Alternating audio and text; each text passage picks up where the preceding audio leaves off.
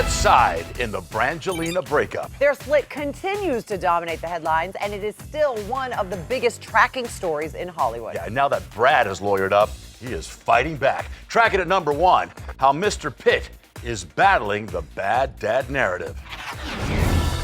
There are new developments in the divorce between Angelina Jolie and Brad Pitt. Sources close to Brad are saying that him being painted as an abusive dad are just lies and exaggeration.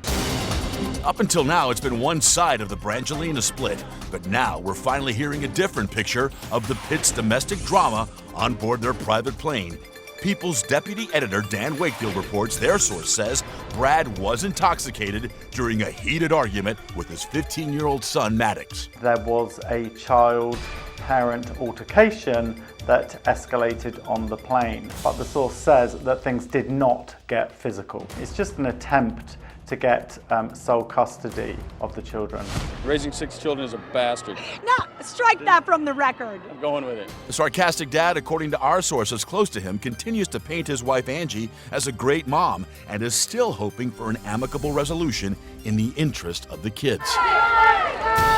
But our legal insider family divorce attorney Stephanie Blum, who doesn't represent either party, says because Brad has been losing in the court of public opinion, he must do 3 things to flip the current script. Hash it out. The first most important thing that Brad needs to do is get in a room with Angelina and maybe also the lawyers and work out some agreements. Blum believes Pitt should be able to change the current perception about him now that he's seeking joint physical custody. It would be important for Brad to have joint physical custody if, for example, Angelina wanted to take the kids and move to Europe.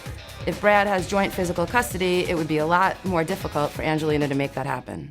You said you wanted girls. They crush me. They break my heart. You know I'm gonna get all boys just because of it. I'm just gonna get like 12 kids and, Listen, I'll take them all at this point.